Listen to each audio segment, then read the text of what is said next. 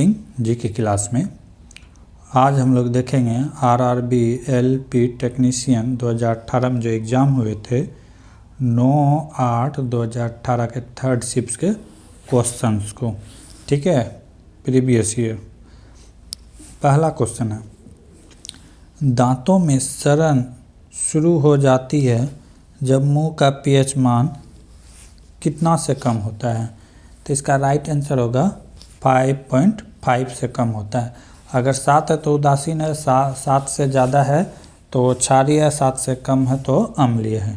ठीक है, ये ख्याल रखना है। नेक्स्ट क्वेश्चन है, भारत के विदेश खुफिया सेवा रिसर्च और एनालिसिस विंग रो के वर्तमान में निर्देशक कौन है? वर्तमान में बात करें तो ये क्वेश्चन 2018 के एग्ज़ाम के अनुसार पूछा गया है। तो उस समय थे अनिल सिंह अस्थाना, लेकिन वर्तमान की बात करें रो का तो है रवि सिन्हा। कौन है? रवि सिन्हा। ठीक है, रवि सिन्हा से पहले की बात करें तो था वो सामंत गोयल। कौन था? सामंत गोयल। ये कौन थे? सामंत गोयल। ठीक है, ये पहले बार इसे 2 वर्ष के लिए चुना गया था, लेकिन बीच बीच में इसका कार्यकाल 1 साल के लिए बढ़ा दिया गया है। लेकिन वर्तमान में बात किया जाए तो रवि गोयल हैं। अगर और जैसे देख ले, सीबीआई देख ले, सीबीआई की अगर वर्तमान में बात करें तो परवीन सूद है। कौन है? परवीन सूद। परवीन सूद महानिर्देशक है सीबीआई। अगर एनसीबी की बात करें, एनसीबी की बात करें तो इसका है एसएन प्रधान। एसएन प्रधान, सत्यनारायण प्रधान। ठीक है, अगर एनएसजी की बात करें, एनएसजी की बात करें तो इसका प्रधान है गणपति। ठीक है, गणपति। तो ये सब याद रखना है।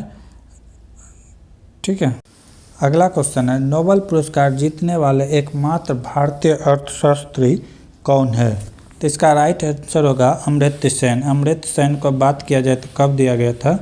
1998 में भारत रत्न दिया गया था। क्या कहते हैं? अर्थशास्त्र के क्षेत्र में। अर्थशास्त्र के क्षेत्र में 1968 से प्रारंभ किया गया है देने का, घोषणा किया गया, लेकिन पहली बार जो दिया गया था 1969 में दिया गया था। ऐसे नोबेल पुरस्कार कितने? 6 क्षेत्रों में दिया जाता। पहले 5 क्षेत्रों में दिया गया था। नोबेल पुरस्कार की शुरुआत कब हुई थी? 1901 में हुई थी। ठीक है, तो सारी बातें आपको याद। अगला क्वेश्चन है, ऊपर उठाए गए हथौड़े के पास क्या होता है? तो ऊपर उठाए हुए हथौड़े के पास पोटेंशियल एनर्जी होता है। कौन होता है? पोटेंशियल एनर्जी होता है। पोटेंशियल एनर्जी का फार्मूला होता है mgh। ठीक है, जैसे बांध से बना हुआ पानी, ये सब में कौन सा एनर्जी होता है? पोटेंशियल। अगला क्वेश्चन है, 10 नंबर क्वेश्चन है, मास m के साथ चलती हुई वस्तु की गतिज ऊर्जा ke का मूल्य क्या होगा जब इसकी गतिज ऊर्जा को v से बढ़ाकर 2v कर दिया जाए? अगर ऐसे फार्मूला है तो ये हमेशा 4 गुना होता है। अगर इसे फार्मूला से देखा जाए तो इसका फार्मूला होता है काइनेटिक एनर्जी बराबर होता है ½ mv²। ठीक है, ½ mv²। अगर देखा जाए तो काइनेटिक एनर्जी डायरेक्टली प्रोपोर्शनल है किसका? वेलोसिटी का। डायरेक्टली प्रोपोर्शनल है वेलोसिटी के स्क्वायर का। तो यहाँ से अगर हम निकाल लेंगे तो काइनेटिक एनर्जी बराबर हो जाएगा काइनेटिक एनर्जी 1, काइनेटिक एनर्जी 2 बराबर हो जाएगा v1 का स्क्वायर, अब नीचे हो जाएगा v2 का स्क्वायर। अगर v1 का वैल्यू देखें तो v है, अब v2 का वैल्यू देखें तो क्या है? 2v का स्क्वायर। 2v का स्क्वायर। अगर फाइनल अगर देखा जाए तो काइनेटिक एनर्जी का 1 का वैल्यू कितना हो जाएगा? 4ke, यानी कि तिरछा तिरछी यहाँ से गुना कर देंगे। ठीक है,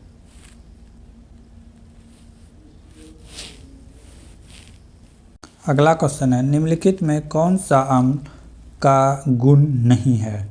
तो अम्ल नीले लिटमस को लाल में परिवर्तित कर देता है, सही है।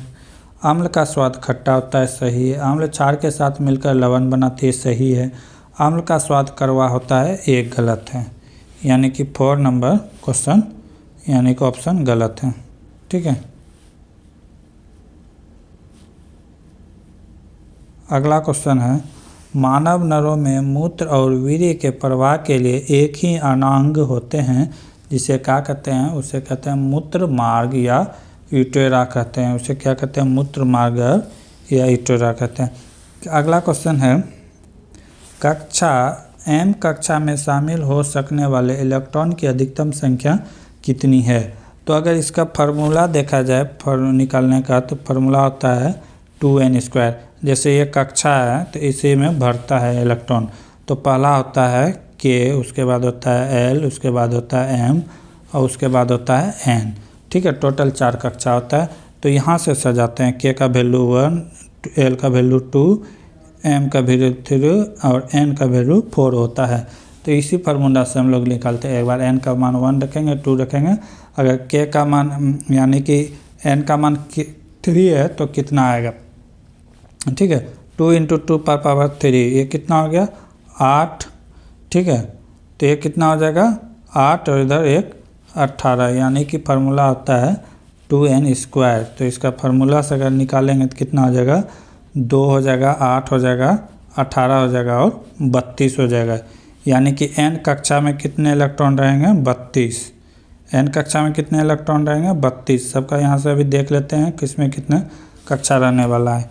k में की बात करें, जैसे k से स्टार्ट होगा तो इसमें 2, l में 8, m में कितना 18, n में कितना हो जाएगा 32। तो इस तरह हम लोग याद कर सकते हैं। अगला क्वेश्चन है, निम्नलिखित में कौन सा एक एफॉर्मेटिक ऑक्साइड है। तो क्या है, एल्युमिनियम ऑक्साइड जो है। अगला क्वेश्चन है, जब हम आवधिक तालिका में के समूह में नीचे जाते हैं तो क्या होता है, सेल की संख्या बढ़ जाती है।